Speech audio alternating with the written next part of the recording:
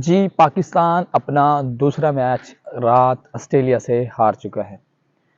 पाकिस्तान ने जब टॉस जीता तो पाकिस्तान ने पहले बॉलिंग करने का फैसला किया है, क्योंकि बेंगलुरु में जो है वो जो दूसरी इनिंग्स होती है ड्यू फैक्ट की वजह से बॉल करना बहुत मुश्किल होता है। तो पाकिस्तान ने यही सोचा कि हम पहले बॉलिंग करके इनको एक छोटे से मार्जिन पर रोक के अच्छे तरीके से रन चेज कर लेंगे। बट ये पाकिस्तान की सबसे बड़ी गलती थी। गलती कहें या हार्ड लक कहें, कुछ भी कह सकते हैं। पाकिस्तान के बॉलर्स जब बॉलिंग कराने आए तो पाकिस्तान ने पहले 8 ओवर में ऑस्ट्रेलिया बैटिंग लाइनअप को आड़े हाथों लिया, मतलब अच्छे से पकड़ के रखा, उनको जकड़ के रखा।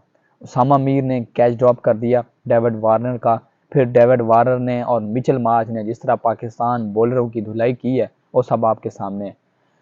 जब डेविड वार्नर का कैच ड्रॉप होता है, डेविड वार्नर उस टाइम 11 रन पे खेल रहे थे। उसके बाद उसने 163 रन स्कोर कर दिए। यानी आप सोच सकते हैं कि 151 रन उसने जो है आफ्टर कैच ड्रॉप उसने स्कोर किए।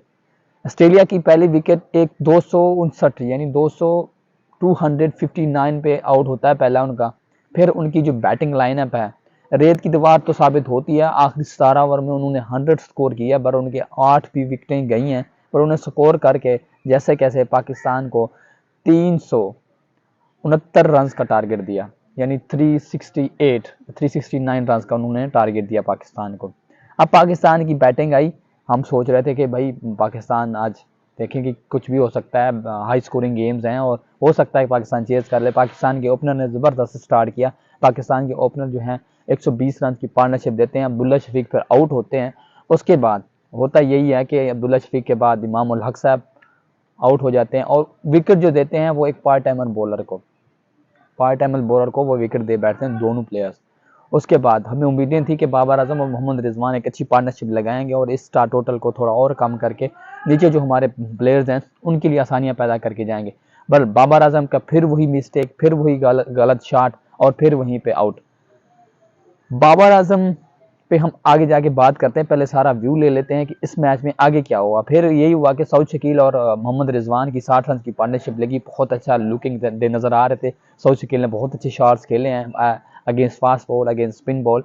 मुझे लग रहा था कि ये दो प्लेयर्स हैं, अगर 100 रन की पार्टनरशिप यहाँ पे भी लग जाती है तो पाकिस्तान की आसानी हो जाएगी। बहरहाल वो पार्टनरशिप इतनी ज़्यादा नहीं चली। वो भी वहीं पे जाके सऊद शकील ने 29 रन किए, फिर सऊद शकील आउट हो गया। उसके बाद इफ्तिखार अहमद है। इफ्तिखार अहमद ने आते ही बड़ी जारहाना इनिंग्स का आगाज किया। उसने पिट कमिंस को 2 छक्के लगाए, फिर उसने आगे आगे फिर उसने एक छक्का लगाया। मुझे लग रहा था कि आज जो है इफ्तिखार अहमद मैच का हीरो साबित होने वाले। फिर उनका ऑस्ट्रेलिया ने प्लान किया हुआ था, वो सीधा एडम जंपा को लेके आया और उसी टाइम उसको पैड पे बॉल लगवा के LBW आउट करवा के वो भी चले गए। पीछे पाकिस्तान के पास बचा कोई नहीं था, क्योंकि हमें पता था कि ये एक रिजवान है। रिजवान भी कोशिश कर रहे थे कि अब मैं थोड़ी हिटिंग करूं, क्योंकि 10 रन की एवरेज चाहिए थी, पीछे विकटें भी नहीं थी। तो रिजवान जो है आगे पीछे होते रहे। तो जैसे ही उनकी बॉल मिस हुई और सीधा वो भी LBW होके वो चले गए। फिर पाकिस्तान के पीछे जितने भी टैलेंडर थे वो तो फिर ऐसे ही आते जाते रहते हैं। पाकिस्तान का कल भी 36 रन पे 6 विकटें गंवाई हैं पाकिस्तान ने। ये सारी चीज़ें थी। पाकिस्तान को चाहिए था कि पाकिस्तान क्लोज जाके हारता तो थोड़ा सा पाकिस्तान को रन रेट का भी मतलब इशू ना होता। बहरहाल सबसे पहले ये है कि पाकिस्तान की जो पोर कैप्टनसी बाबर आजम ने की है कल, वो बड़ा बड़ा ही सोशल मीडिया पे चल रहा है। अब देखें इफ्तिखार अहमद की अच्छी बॉलिंग हो रही थी, उसको 8 ओवर करवाए आपने। मोहम्मद नवाज की उसामा मीर से और हसन अली से बहुत अच्छी बॉलिंग और स्पेशली हारिस रऊफ से अच्छी बॉलिंग हो रही थी। उसके खिलाफ भी उनको भी आपने पीछे कर लिया और उनको भी दोबारा बॉलिंग करानी, क्योंकि उनकी अच्छी बॉलिंग पड़ रही थी। वार्नर को बॉल कर सकते थे, मजीद वो अच्छी बॉलिंग करा सकते थे। ये तो चीज़ें हैं।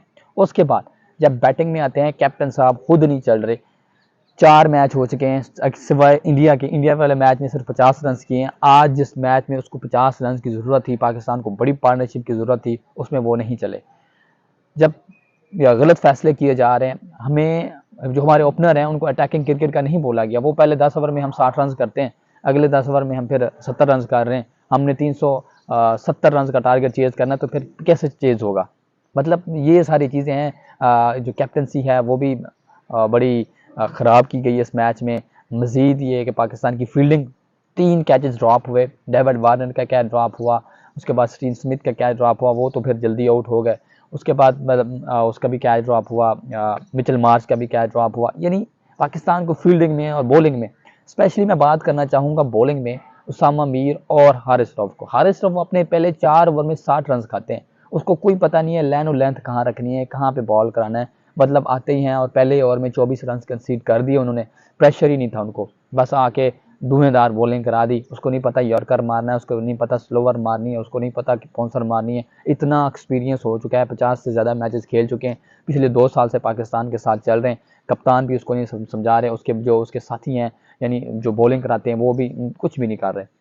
मैं क्रेडिट देना चाहूँगा शहीन शाह अफरीदी को, इस तरह की पिच पे उन्होंने 5 आउट किए और बड़ी खुशाइन बात यह है कि वो जो है अपने रिदम में वापस आ चुके हैं। पाकिस्तान के पास अब कोई चांस नहीं है पीछे आगे मैच हारने का, क्योंकि पाकिस्तान के 5 मैचेस रहते हैं और 3 मैच बड़ी तगड़ी टीमों के साथ हैं। पाकिस्तान को बहुत मुश्किल होने वाली है, अगर सेमीफाइनल की दौर में पहुंचना है तो पाकिस्तान बहुत अच्छी गोल्डन क्रिकेट खेल के पाकिस्तान को जीतना पड़ेगा, नहीं तो पाकिस्तान सीधे ही घर आएगा। क्योंकि आगे पाकिस्तान का साउथ अफ्रीका के साथ मैच है, इंग्लैंड के साथ मैच है, न्यूजीलैंड के साथ मैच है, पाकिस्तान का परसों अफगानिस्तान के साथ मैच है, वो भी आसान नहीं होने वाला। पाकिस्तान को अच्छे मार्जिन से जीतना होगा, अच्छी रन रेट से जीतना होगा।